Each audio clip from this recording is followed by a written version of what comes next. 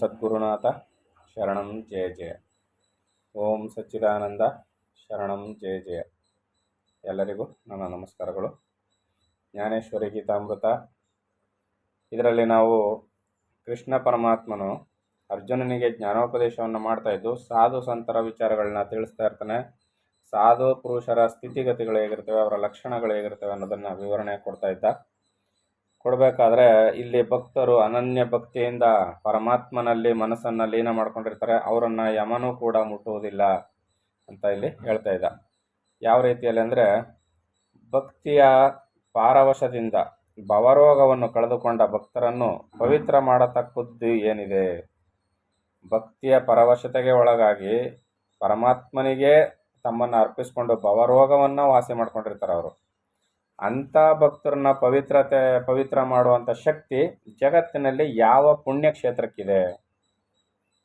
ನೋಡಿ ಎಷ್ಟು ಮಹತ್ವ ಬಂದ್ಬಿಡ್ತು. ಆ ಪುಣ್ಯಕ್ಷೇತ್ರಕ್ಕೆ ಅದು ತೀರ್ಥಕ್ಷೇತ್ರ ಪುಣ್ಯಕ್ಷೇತ್ರ ಅಂತ ಹೆಸರಾಗಿದ್ದೇ ಇಂಥ ಮಹಾತ್ಮರುಗಳಿಂದ. ಇಂಥ ಮಹಾತ್ಮರುಗಳನ್ನು ಶುದ್ಧೀಕರಿಸುವಷ್ಟು ಶಕ್ತಿ ಯಾವ ತೀರ್ಥಕ್ಷೇತ್ರಕ್ಕೂ ಇಲ್ಲ ಅಂತ ಇಲ್ಲಿ ಪರಮಾತ್ಮ ಹೇಳ್ತಾ ಇದ್ದಾನೆ.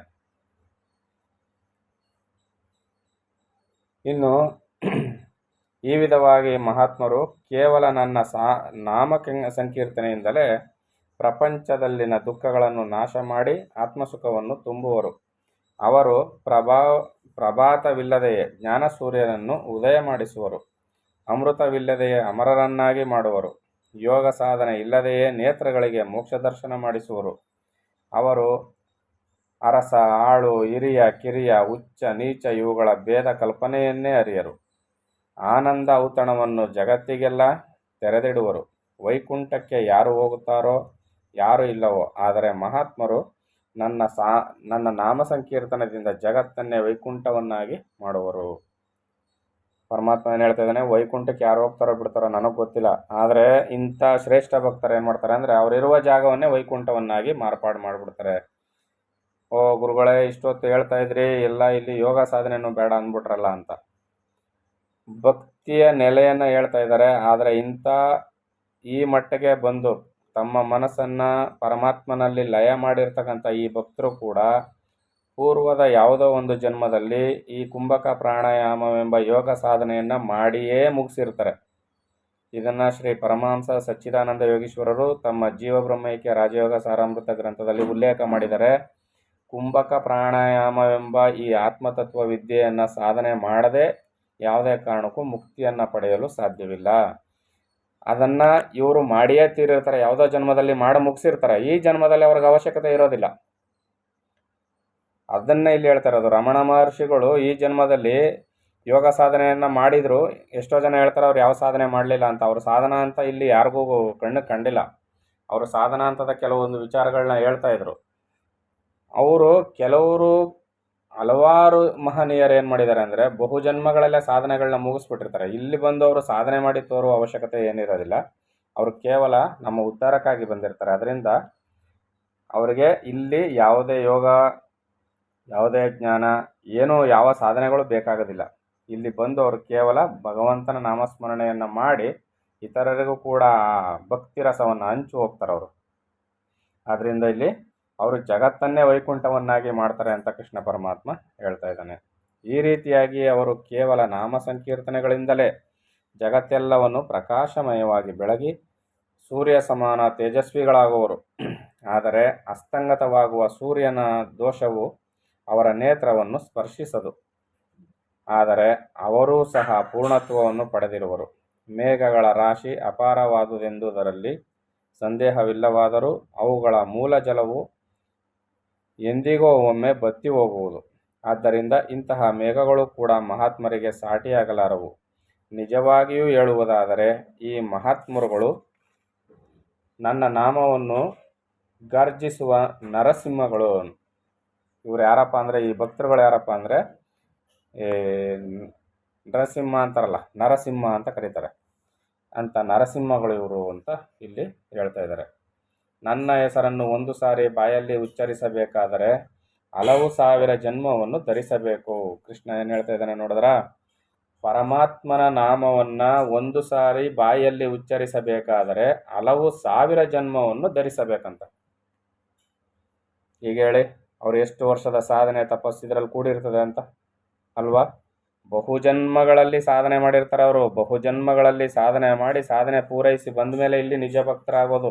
ಅಲ್ಲಿವರೆಗೂ ಪರಮಾತ್ಮನ ನಾಮಸ್ಮರಣೆ ಮಾಡಿ ಭಕ್ತಿಯಿಂದ ಕೈತಾಳ ತಟ್ಟಿ ಕುಣಿಯೋಕ್ಕಾಗೋದಿಲ್ಲ.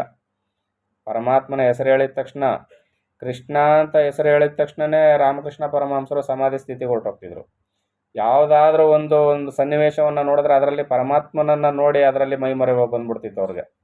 ಈ ಮಟ್ಟದ ಸ್ಥಿತಿ ಅವ್ರಿಗೆ ಬರಬೇಕಾದ್ರೆ ಒಂದು ಜನ್ಮದಲ್ಲ, ಬಹುಜನ್ಮಗಳಲ್ಲಿ ಅವರು ಪರಮಾತ್ಮನಲ್ಲಿಯೇ ಲೀನವಾಗಿದ್ದಂಥವ್ರು. ಅದನ್ನೇ ಕೃಷ್ಣ ಇಲ್ಲಿ ಹೇಳ್ತಾ ಇರೋದು, ಹಲವು ಸಾವಿರ ಜನ್ಮಗಳನ್ನು ಧರಿಸಬೇಕು. ಯಾರು?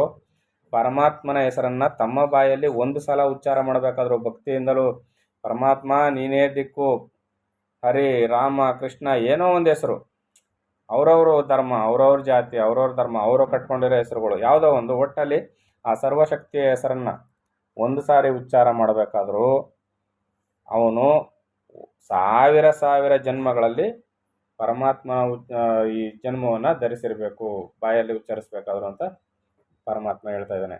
ಅಂತಹ ನಾಮವು ಅವರ ನಾಲಿಗೆಯ ಮೇಲೆ ಪ್ರೇಮದಿಂದ ನಿರಂತರವೂ ನಾಟ್ಯವಾಡುತ್ತಿರುವುದು.